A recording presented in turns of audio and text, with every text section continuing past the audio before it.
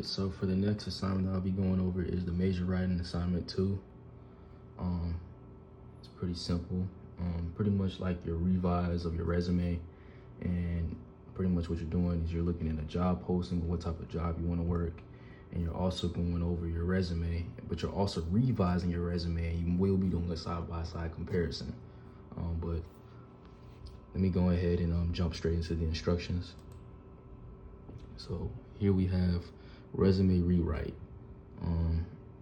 assignment, resume revision video with Mbongi reflection, overview. In this assignment, you will create a video presentation that documents how you revise your resume based on a specific job. You will first show an actual job that you may be interested in. Then you will show a clear side-by-side comparison of your original draft and your revised version. This project asks you to not only demonstrate your professional growth, but also apply concepts from our Mbongi framework to explain your choices. Instructions. Video presentation. Create a video 5 to 7 minutes long. Display both you, the potential job, the original resume, and the revised resume in a side-by-side format. Clearly highlight the changes you made, formatting, word choice, organization, additions, or removals. Mbongi application. Use 2 items from each Mbongi list. Total of 6 items minimum. For each, explain how that item influenced your revisions. Example, I use term from the Mbongi list. Name the list because,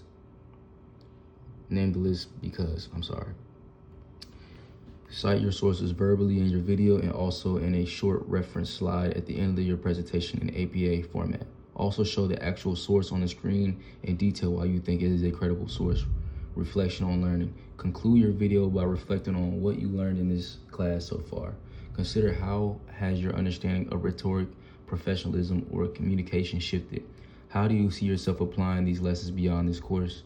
The requirements are video length 5 to 7 minutes, must include an actual potential job, must use 2 items from the Mbongi list, and must use 2 items from each Mbongi list, must show a side-by-side resume comparison, must include citations, verbal and written, must include reflection of class learning, and then at the bottom we have actual potential job, resume comparison, shown with no indicators of bias, use 2 terms from each Mbongi list. Just pretty much just reflecting on what on the requirements. And then here we have a little some directions on how to do it correctly, how to do the assignment correctly. And then here we have your resume should not have bias. Remove all of the following: personal identifiers, photograph can invite bias based on appearance, race, gender, or age, date of birth. Age can lead to age discrimination. Gender pronouns, unless relevant or required, can create gender-based bias. Marital status or family details are relevant, that can lead to assumptions about availability or commitment.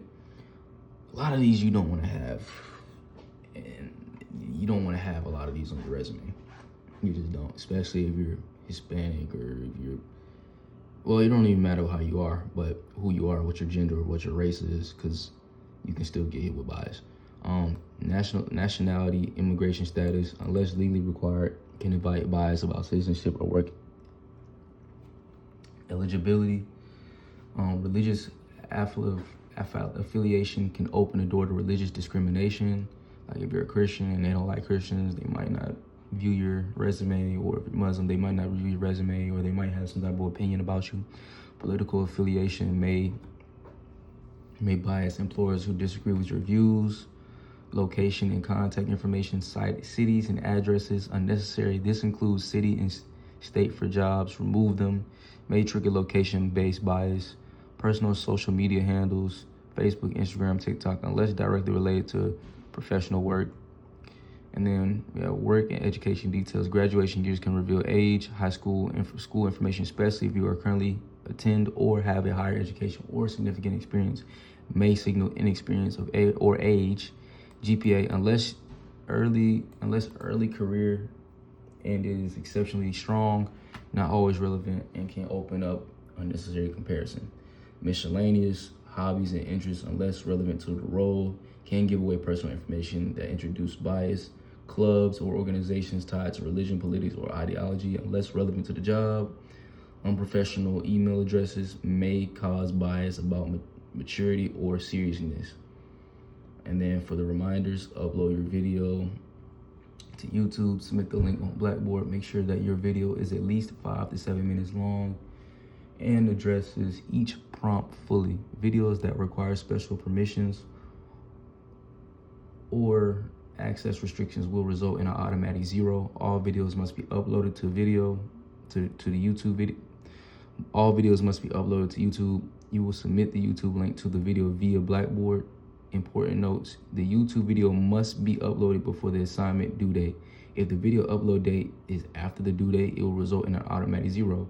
Links that do not work or do not lead to appropriate video will result in an automatic 0. Videos that are taken down before the end of semester, March 10th, will result in an automatic 0. So that's pretty much just the instructions on how to get the assignment and how to do the assignment. Next, we're gonna review how I did the assignment and just go over everything on it. All right, so for the first part of the presentation, we have just my title, resume rewrite presentation. We have my name, my course, and we have the date. So for the introduction, I have in this presentation, I will demonstrate how I revised my resume to better match a specific job posting. I will first show the position I have selected and then compare my original resume with my revised version side by side. Finally, I will explain the changes that I made and why those revisions make my resume more effective and more professional.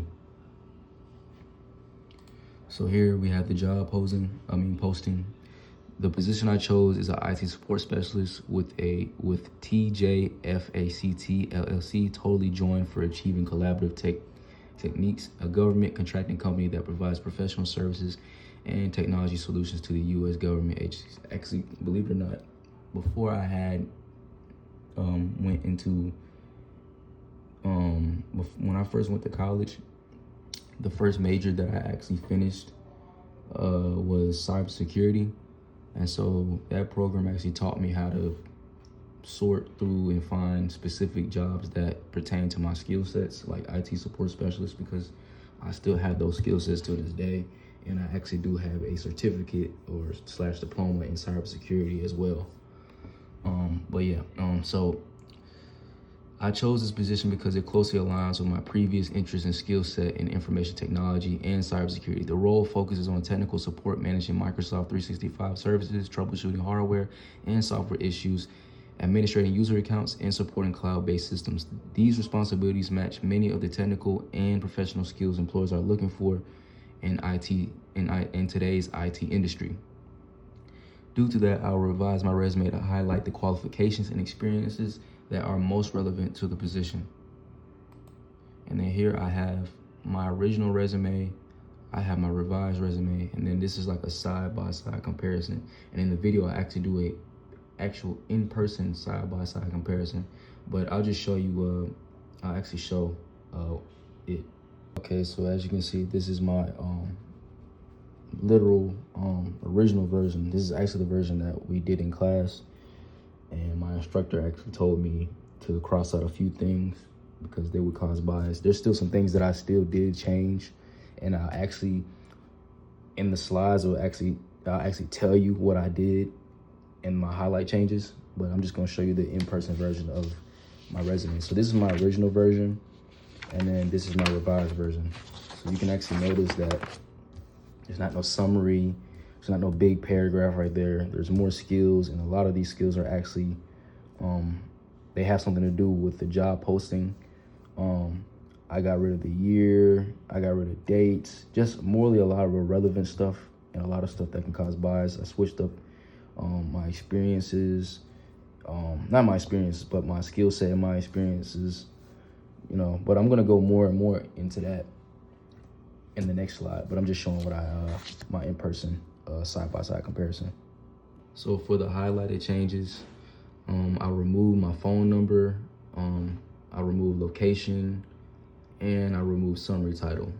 I shortened the summary, made it to where it matches instructor requirements and tailored it to the job position. And then for my skills, I removed effective communication because, I mean, if you don't know how to effectively communicate, you're not gonna get a job anyways. So, I added Microsoft 365 fundamentals, hardware and software support, and technical documentation.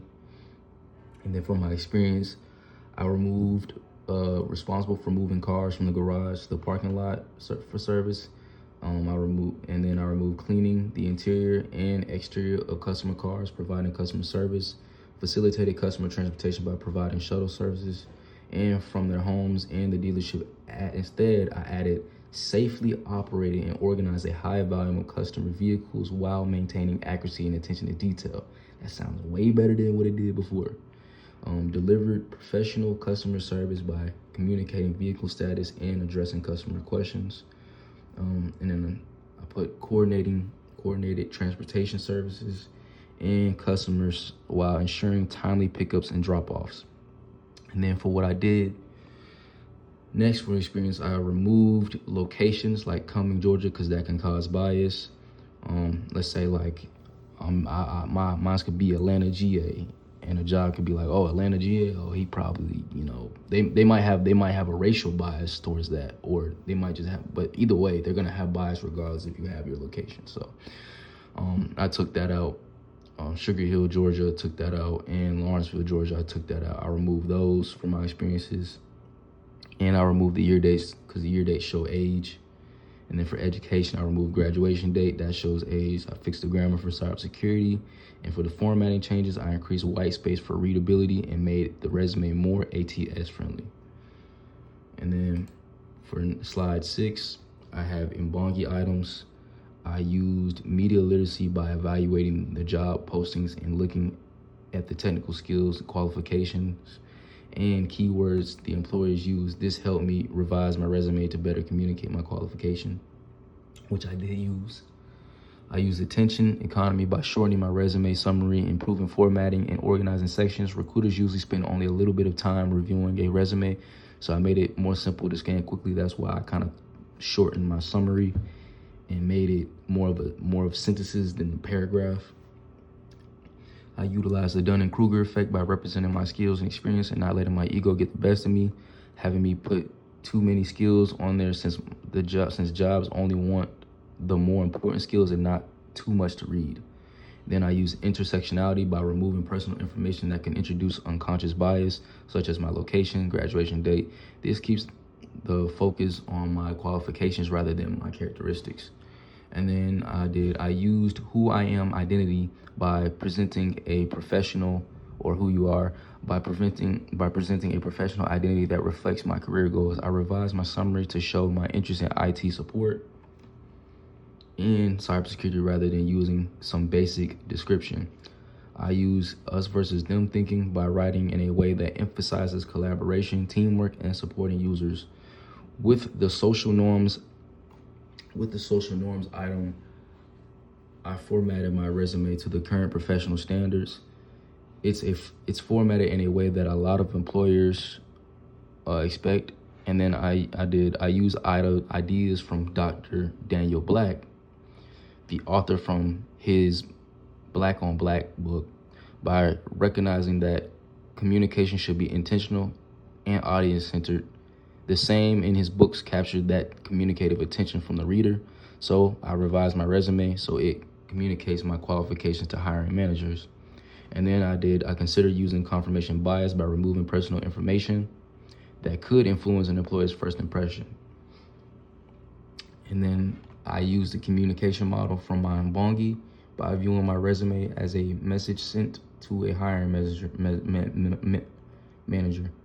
I fixed the wording and formatting so the message is communicated more clearly, reducing distractions and making it easier for the employer to understand my qualifications. And then here I have a reference page. So I'm gonna just show where I got my references from, because you gotta cite your sources. So for the reference, so for Black ND facility, let me put that back. For Black ND faculty profile, Clark Atlanta University, I'm gonna just show you where I got that one from. So this is where I got that one from. Crenshaw K, 1989, Demoralizing the Intersection of Race, a Black Feminist, Anti-Discrimination Doctrine, Feminist Theory. So for this one, this is where I got that one from. And then for Dunning D. Kruger J, 1999, this one is where I got that one from. Now for Gordon J.R. 2022 communication model, I really just use my Mbongi because the communication model is actually in 2 of our Mbongis, so that's actually where I used and got that source from. But for Kahneman D 2011, this is where I got that one from. For Lanham RA 2006, this is where I got that one from. And then for Masterclass 2021, What is Media Literacy? This is where I got that one from. For Erickson EH 1968, this is where I got that from. For Claudini RB Reno RR and Calgren CA 1990, this is where I got that one from. And for Kaplan S 2025 August 6th, this is where I got that one from. Now, why these sources are credible? Kimberly Crenshaw's article is credible because it is the scholarly work that introduced the concept of intersectionality and was published in a law journal. Dunning-Kruger 1999 is a peer-reviewed psychology journal article that establishes Dunning-Kruger effect and is widely cited in research. Daniel Kahneman's book is credible because Kahneman is a Nobel Prize winner psychologist whose research on cognitive bias has significantly influenced the psychology and behavior economics. Richard Landman's book is widely recognized for introducing the concept of the attention economy and is published by the University of Chicago Press. And then Masterclass provides educational content written and reviewed by subject matter experts, making it useful introductory source for explaining media literacy. Dr. Daniel Black is a credible source because he is a professor, author, and scholar whose work focuses on communication, culture, and identity. The communication model is credible because it comes from the first 2 Mbongis and gives us information on how communication is used higher education professions, countries, and even in the past, communication is universal. Everyone does it. And then for Erickson EH 1968, Identify Youth in Crisis. This source is credible because Erik Erikson has a highly respected developmental psychologist whose research on identity development has had a lasting impact on psychology and education. His work remains a foundation resource for understanding identity formation. And then for Claudini RB Reno RR and Callaghan CA 1990, a focus theory of normative conduct. This source is credible because it is a peer-reviewed research article published in Journal of Personality and Social Psychology and is one of the leading journals in psychology. Kaplan S 2025, The Psychology Behind Us versus Them Thinking. This source is credible because it was published by Psychology Today, a well-known publication that articles written by psychologists, researchers, and subject matter experts. And then for the conclusion, this course has helped the way I think about communication. I learned that communication is more than just sharing information. It takes understanding your audience, presenting your message clearly, revising my resume has taught me that professional documents should be tailored to a specific audience rather than going about it in a basic fashion. I also learned how organizations, word choice, and formatting can make communication much more effective. I plan to apply these lessons beyond this course. All in all, this class has helped me become a more thoughtful writer, reader, communicator, and better prepared me for my professional opportunities that will come into my life. So with that is pretty much it for my major writing assignment 2.